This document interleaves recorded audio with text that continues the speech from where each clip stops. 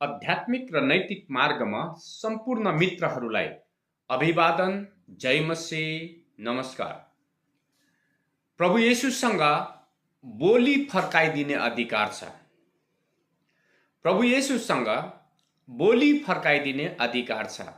मत्ती 9 अध्यायको 32 देखि 34 पदमा यस्तो लेखिएको छ।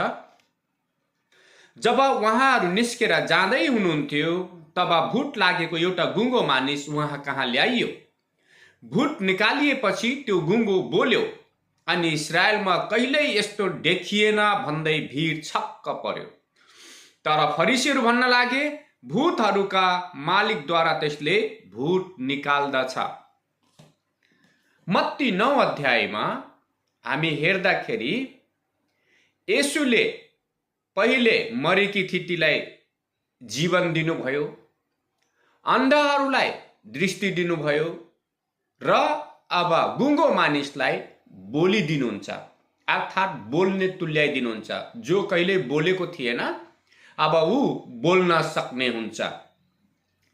ती आश्चर्य कर्महरूमा हामी एउटा आत्मिक क्रम देख्छौँ। 9 अध्यायको यस खण्डमा प्रभु येशूले गर्नुभएको आश्चर्य कर्ममा हामी आत्मिक क्रमहरू देख्छौँ। भने तीनवटा आत्मिक क्रमहरू हामी यस खण्डमा देख्छौँ। पहिलो हामी देख्छौँ 1 नम्बरमा प्रभु येशूले पहिला मानिसहरूलाई जीवन दिनुहुन्छ। 1 नम्बरमा मानिसलाई परमेश्वरले जीवन दिनुहुन्छ। 2 नम्बरमा प्रभु येशूले मानिसहरूलाई समझ दिनुहुन्छ, जीवन दिनुहुन्छ। दोस्रो नम्बर समझ दिनुहुन्छ र तेस्रो नम्बरमा प्रभु येशूको बोल्ने गवाही बनाउनुहुन्छ। जब मानिसहरू जीवन पाउँछन्, समझ पाउँछन्, त्यसपछि मानिसहरू येशूको गवाही दिन थाल्छन्, येशूको बारेमा मानिसहरूलाई बताउन थाल्छन्। यहाँ एउटा दुष्ट आत्माले त्यस मानिसलाई पक्रेर उसलाई गुङ्गो तुल्याएको थियो अनि कुनै मानिसले त्यस दुष्ट आत्मा लागेको मानिसको वास्ता गरेर उसलाई प्रभु येशू कहाँ ल्याइदियो, पुर्याइदियो। अब यहाँ चाहिँ एकदम राम्रो कुरा हामी देख्छौँ। गुङ्गो आत्मा लागेको मानिसलाई अर्को मानिसले प्रभु येशू कहाँ पुर्याउन मद्दत गर्छ।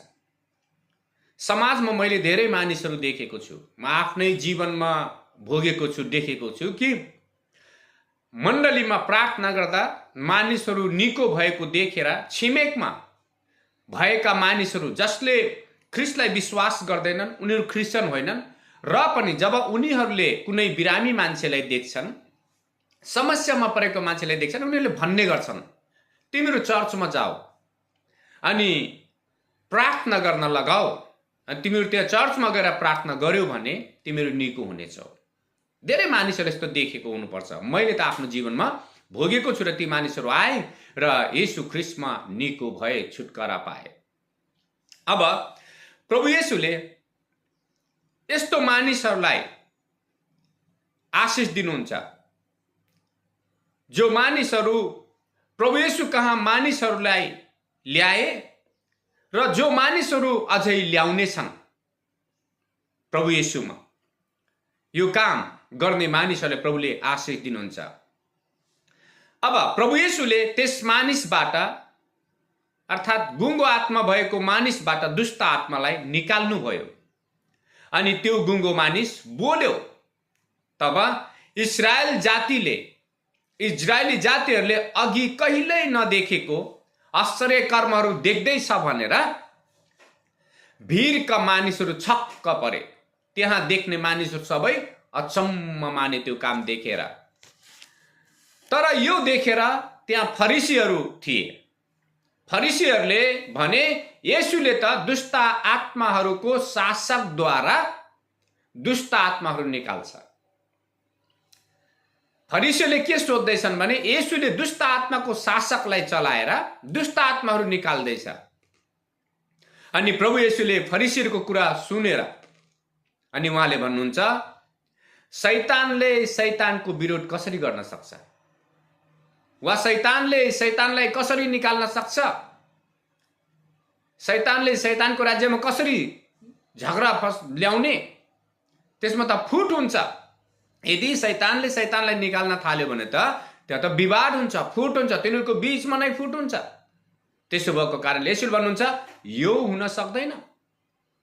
वास्तवमा प्रभु येशूले परमेश्वरको पवित्र आत्माको शक्तिद्वारा त्यो दुष्ट आत्मालाई निकाल्नु भयो। यहाँ दुई समूहका मानिसहरू भए। यो कुरा देखेपछि धेरै मानिसहरू प्रभु येशूको चंगाई दिने स्पर्शद्वारा आशिषित भए, तर फरिसीहरू आत्मिक हिसाबले मुर्दा रहिरहे, अर्थात् अन्धा र गुंगा भइरहे। बुझेन यिनीहरू, देखेन यिनीहरू। त्यसकारण मित्रहरू, जतिले यो भिडियो हेर्दै हुनुहुन्छ, हामी प्रभु येशूले गर्नुभएको कुनै पनि आश्चर्य कर्महरू, चंगाईहरूमा कहिल्यै शंका नगरी विश्वास गरौं। प्रभु येशूले जे गर्नुहुन्छ परमेश्वरको शक्तिद्वारा गर्नुहुन्छ। प्रभु येशूले जे आश्चर्य कर्म गर्नुहुन्छ सर्वशक्तिमान परमेश्वर आफै भएको कारणले उहाँले सर्वशक्तिमान परमेश्वरको शक्तिद्वारा संसारमा यी कार्यहरू गरिराख्नु भएको छ र गरिरहनु हुनेछ। परमेश्वरले सबैलाई आशीर्वाद दिउन्। जय मसीह। परमेश्वरले हामी सबैलाई प्रेम गर्नुहुन्छ।